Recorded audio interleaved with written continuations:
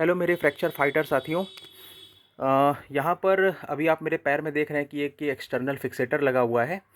तो ये क्यों लगाया जाता है, क्या होता है, थोड़ा मैं इसके बारे में आपको डिटेल में बताऊंगा। वैसे तो अगर आपके ये इम्प्लांट किया गया होगा तो आपके ऑर्थोपेडिक डॉक्टर ने आपको इसके बारे में बताया ही होगा, लेकिन फिर भी मैं आपको थोड़ा सा इसके बारे में बताता हूँ कि ये है क्या चीज़। बेसिकली ये होता है एक्सटर्नल फिक्सेटर इसको बोलते हैं, और इसमें ये आपकी टूटी हुई हड्डी को एक एक लाइन में, एक सीध में रखने का काम करता है, ताकि वो डिसलोकेट ना हो और इधर उधर ना हिले।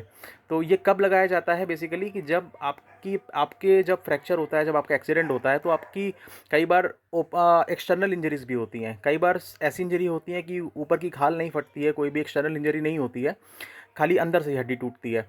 बट अगर आपकी एक्सटर्नल इंजरीज भी है, जैसे आप देख सकते हैं कि मेरे एक्सटर्नल इंजरीज भी थी, तो इस केस में फिर डॉक्टर कई बार अवॉइड करते हैं, इन्फेक्शन का रिस्क होता है, तो इसमें नेलिंग अवॉइड करते हैं, यानी रॉड डालना या प्लेट डालना, ये अवॉइड करते हैं। तो इस केस में डॉक्टर सबसे पहले एक्सटर्नल फिक्सेटर लगाते हैं, जिससे कि जो आपकी बोन है, जो टिबिया बोन है, वो स्टेबलाइज रहे।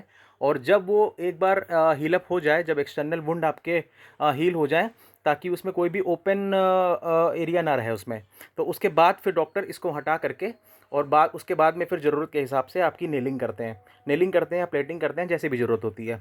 तो बेसिकली इसका काम सिर्फ और सिर्फ आपकी टिबिया बोन को स्टेबलाइज रखना होता है। बहुत से पेशेंट में ये हाथ में भी लगाया जाता है, तो उसका साइज़ दूसरा होता है। ये फ़िलहाल मेरा टिबिया में लगाया हुआ है। तो क्या इसका आकार ऐसा ही होता है? ये अलग अलग तरह का हो सकता है। इसमें जो ये पिन्स हैं, ये अलग अलग क्वांटिटी में हो सकती हैं, किसी में कम या किसी में ज़्यादा भी हो सकती हैं। इनका साइज़ बेसिकली आप देख सकते हैं कि थोड़ा सा लंबा होता है ये।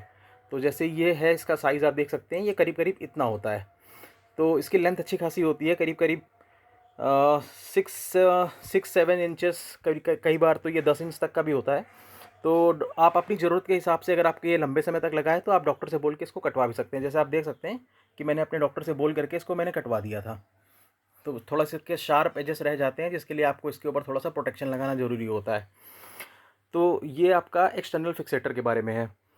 तो जैसा कि मैंने आपको बताया कि ये टिबिया फ्रैक्चर के केस में इम्प्लांट किया जाता है। कब किया जाता है? जब आपका एक्सटर्नल इंजरीज़ हो, जैसे कि मेरे यहाँ पर एक्सटर्नल इंजरीज़ काफ़ी थी, तो इस केस में ये इम्प्लांट किया जाता है। और इसको हटाया कब जाता है? कई बार डॉक्टर जब आपके जो एक्सटर्नल वुंड होते हैं, जब वो क्लोज़ हो जाते हैं, तो उसके बाद कई बार डॉक्टर इसको हटा देते हैं। और कई बार क्या होता है कि डॉक्टर ये आपके वुंड क्लोज़ होने के बाद भी ये लगा रहने देते हैं, और कई बार ये लगे लगे ही हड्डी हील कर जाती है। हालाँकि इसमें थोड़ा-सा समय लगता है। ये डिपेंड करता है कि फ्रैक्चर कितना है, कितनी जगह है। अब जैसे मेरे करीब 6 प्लेसेस पे फ्रैक्चर था। करीब 2 जगह मेजर फ्रैक्चर था, कंपाउंड फ्रैक्चर था, और टिबिया में भी 2 जगह था, और वो फ्रैक्चर भी कई टुकड़े में था। तो इसलिए ये बहुत कॉम्प्लिकेटेड केस था, तो इसमें थोड़ा-सा लंबा टाइम लगा मुझे, करीब 1 साल के आसपास, 1 साल से ऊपर हो गया इसको लगे हुए। हालाँकि अ, लगने के करीब 4 से 6 महीने बाद मैं चलने लगा था। तो बाकी ये आपका हटाया कब जाता है, ये डिपेंड करता है कि जब आपके एक्सटर्नल वुंड क्लोज़ हो जाते हैं, और उसके बाद कई बार डॉक्टर्स को लगा रहने देते हैं, और 6 महीने, साल भर, किसी-किसी के 1.5 साल तक भी लगा रहता है, और उसके बाद इसको हटाते हैं। कुछ लोगों में आपने देखा होगा कि ये थोड़ा-सा गोल सा लगा होता है, जैसे ये लीनियर इसका शेप है, कई लोगों में गोल सा लगा होता है, तो उसको हम इलिज़ारोव बोलते हैं, तो वो उससे ये थोड़ा-सा अलग है। वो भी इसी तरह के टिबिया फ्रैक्चर में या और भी किसी फ्रैक्चर में यूज़ होता है, बट उसमें कई बार लिम्ब लेंथनिंग के लिए भी यूज़ किया जाता है, बट ये वाला आपका स्टेबलाइज़ करने के लिए यूज़ होता है। इसमें कुछ सावधानियाँ आपको ज़रूर रखनी होती हैं कि कई बार जो इसमें जो पिन की साइट्स होती हैं, वहाँ पर इन्फेक्शन का खतरा होता है, तो आपको इनको प्रॉपरली डेली क्लीन करना ज़रूरी होता है। जैसा कि आपका डॉक्टर ने आपको इंस्ट्रक्शन दिया हो, उस हिसाब से आपको इसको क्लीन करना ज़रूरी होता है। तो कई बार पिन्स में जैसे ये माइक्रो मूवमेंट्स होते हैं, तो या चलेंगे आप तो मूवमेंट होगा, तो इसमें माइक्रो इंजरीज़ होती रहती हैं। तो उस केस में क्या होता है कि कई बार इसमें से आपका पानी आना या पस भी आ सकता है। तो ये थोड़ा-सा आपको साफ़-सफ़ाई इसकी रखनी बहुत ज़रूरी होती है।